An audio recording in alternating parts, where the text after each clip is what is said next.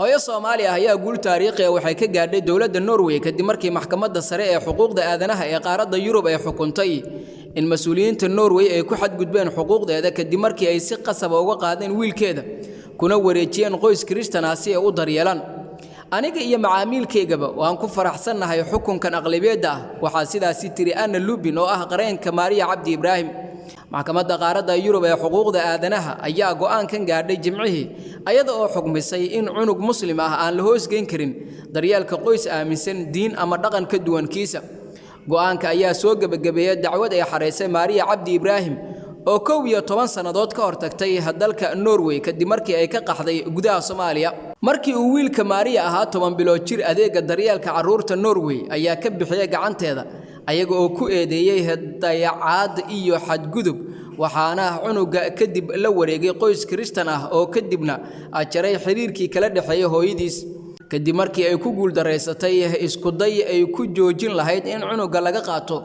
Maria oo hadda 28 jir ayaa codsatay in loo dhiibo qoys Soomaali ama Muslim ah hase yeeshee maxkamad Norway ah ayaa diiday codsigaasi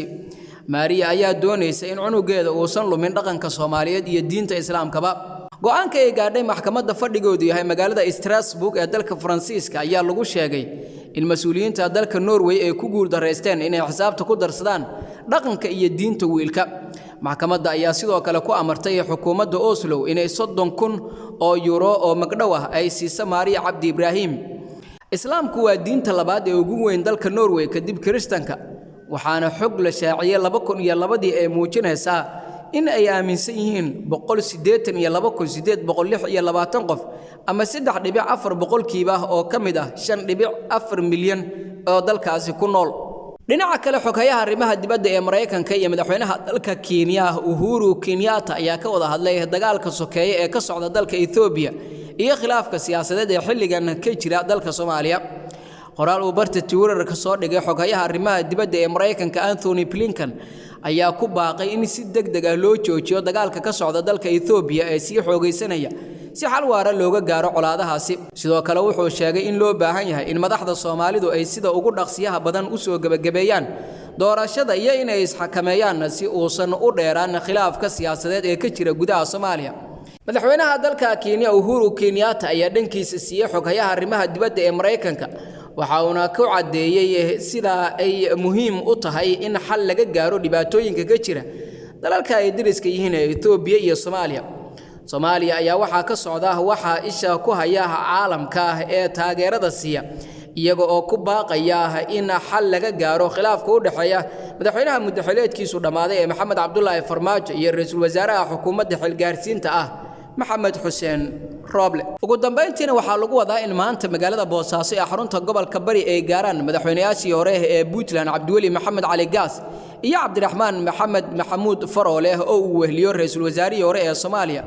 Umar Cabdirashiid Cali Sharmaake kuwaas oo hadda ku sugan magaalada Garowe ee gobolka Nugaal mas'uuliyiintaasi ayaa qayb ka ah dadaalada lagu xalinayo ismariwaaga ka taagan xilka qaadistii agaasimiye ee PSF Maxamuud Cismaan Diyaano kaas oo sababay in lagu dagaalamo magaalada Boosaaso ee xarunta gobolka Bari siyaasiyiintan oo ay wehelinayaan qaar kamid ah isimada Puntland ayaa kulamo kala duwan la qaatay madaxweynaha maamulkaasi Saciid Cabdilaahi Dani iyaga oo kala hadlay xalka gaarista khilaafka waxaana sidaasi si la mid ah ay la kulmi doonaan agaasimiye xilka laga qaaday ee hay'adda PSF Maxamuud Cismaan Diyaano inkasta oo xaaladda magaalada Boosaaso ay haatan degan tahay ayaa haddana waxa ku sugan ciidamo aad u fara badan oo ka tirsan kuwa PSF kuwaas oo muddo 3 cisho la dagaalamay ciidamada maamulka Puntland ee ka amar qaata madaxweynaha maamulkaasi Saciid Cabdilaahi Dani